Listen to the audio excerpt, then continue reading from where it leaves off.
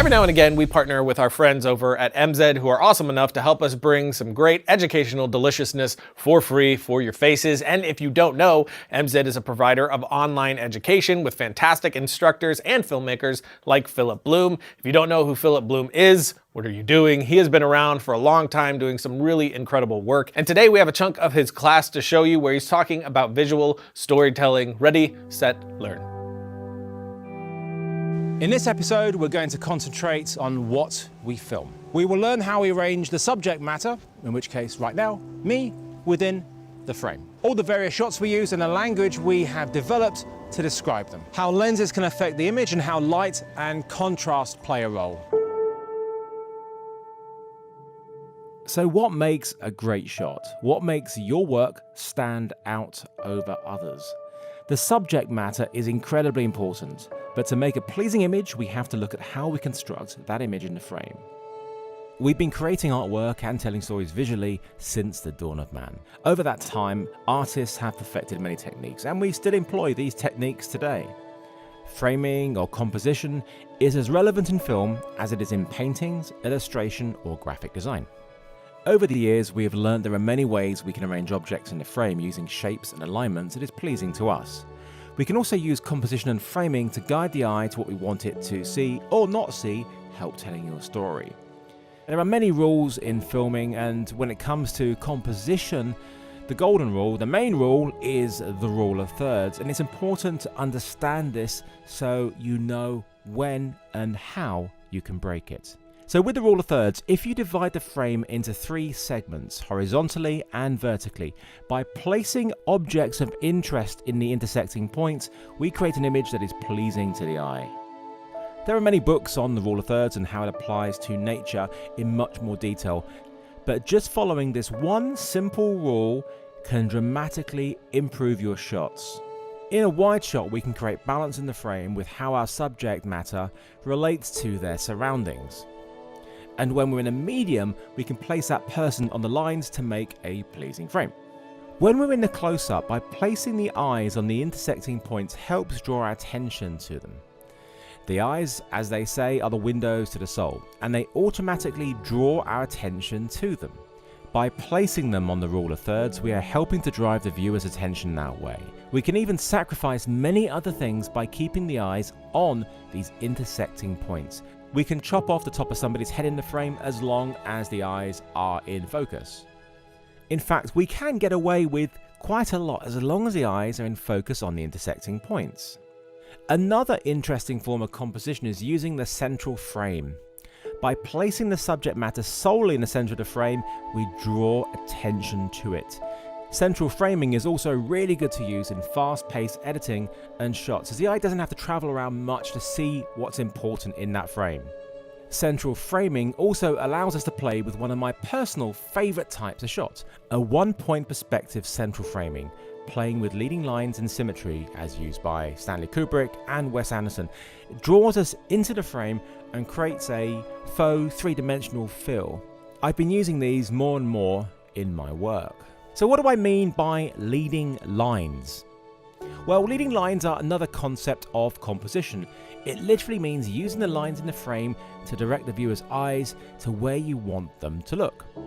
In this shot, note how the lines draw you across the screen to the main point of interest. Using depth of field with some of these previous rules, we can add to that three-dimensional space. We can also denote importance or power of certain subject matter in the frame. We can also use a shallow depth of field to denote the importance of the subject matter or character and their inner story.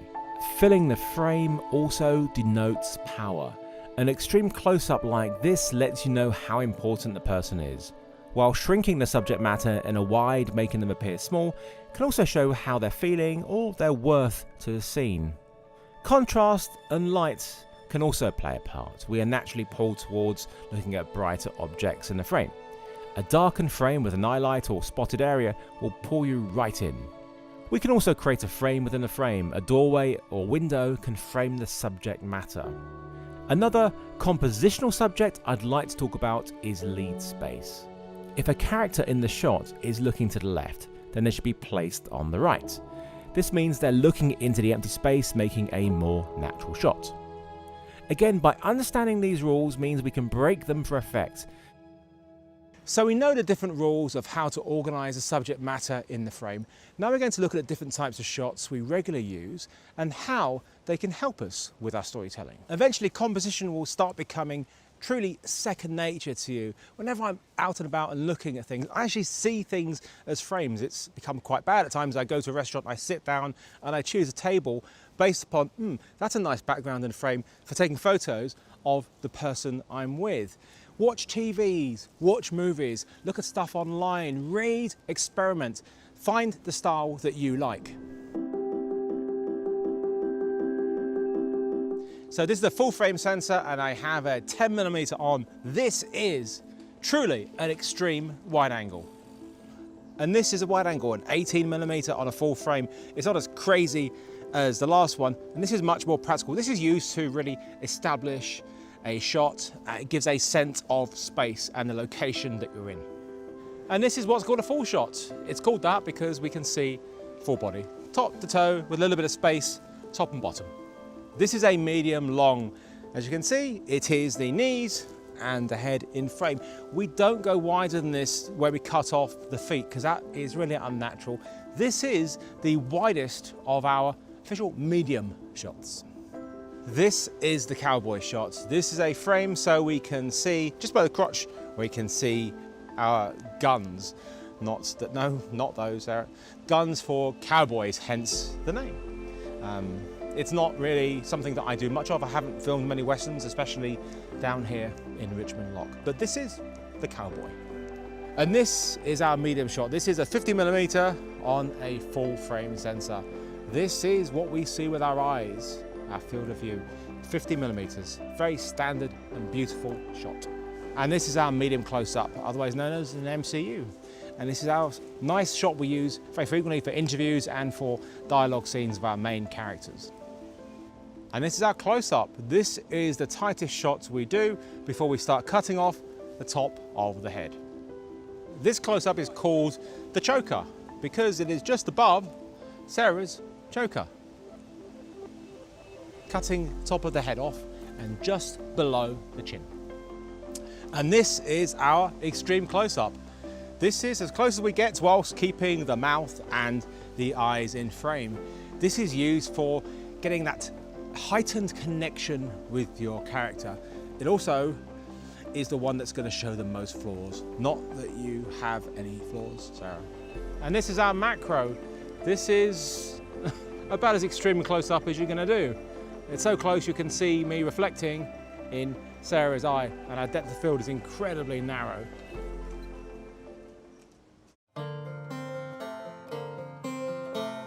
In episode 1, I talked about that standard field of view, what we essentially see with our eyes, which is 50mm on a full frame, 35mm on a crop, super 35mm sensor.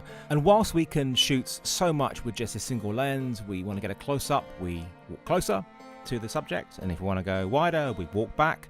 Using different lenses has a really profound impact on both the subject and the background. In this shot of Julian, both he and the lock are very prominent in the frame. You look at it all and you take it all in. 18mm, a nice wide angle. And as we go on to a longer lens, we are narrowing our field of view, so we're seeing less of the lock. Julian is still the same in the frame, background is knocked out. He is becoming more important, and it's the same as we go tighter. 50mm, a narrower field of view, the background is continuing to get knocked out of focus and we're seeing a lot less of that. And as we go on to a longer lens, we're starting to see what's behind the lock. We are pulling that background closer to Julian. We're starting to see the bridge. And as we go on to a longer lens, we can now see the traffic on the bridge. Julian is still the same size in the frame. He is still important, but the whole frame has completely changed from the beginning one, which had the lock and him. And at 300mm, you can really pull that background close to Julian. It's a completely different shot. It tricks you into thinking they are much closer together. Here's a great example of that down on Brighton Beach. This is at 400mm, and it looks like these kids are in imminent danger of being hit by this wave. But in reality, they're actually completely fine and not that close to it. It really is a dramatic effect, using a long lens to pull the background closer to a subject, something you can only do by using a longer focal length. You cannot do this with a standard field of view lens. This is why lenses and lens choices are so important.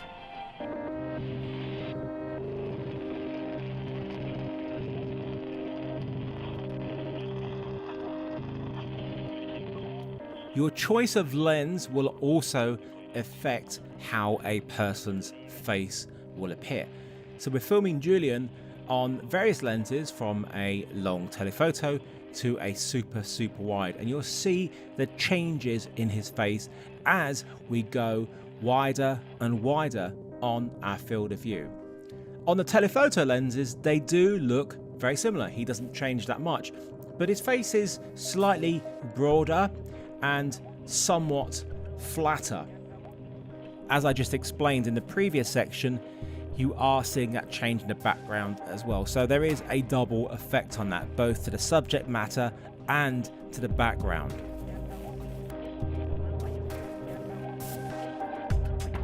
It's when we get into the focal length range of around 50 to 90 millimeters, which is the portrait range. This is the most natural and representative of what Julian looks like in real life. Around 85 millimeters is pretty much him as I know him. 50 millimeters is also very similar. When we start going wider, we start seeing an unnatural distortion of the face. It's not what he actually looks like, but the lens is making things look different. His face is looking somewhat wider, his nose bigger. It's not as flattering. So we get to the point where we go so insanely wide, he looks just completely bizarre. Sorry, Julian.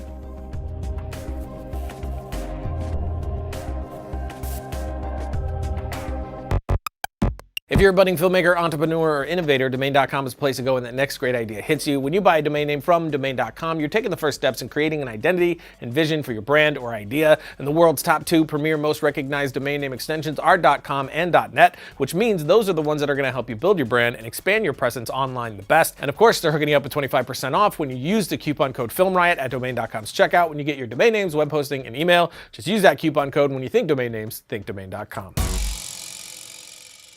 Logo. Again, a big thank you to MZ for letting us hook you guys up with some free educational goodness. And just like the others, this is a small section of a 9.5-hour course from Philip that goes into drones, slow motion, interviews, lens whacking, and a ton more. For a link to that, you can find that in the notes below. And there's a lot more courses to be had on MZ, things on directing, editing, cinematography, sound. So if you're interested, you can either buy classes on their own or sign up for MZ's subscription service and get all the classes for a massively reduced rate. So check out the links below if you want some of that. And that's it. I'll see you guys next time when we find out we're going to contention.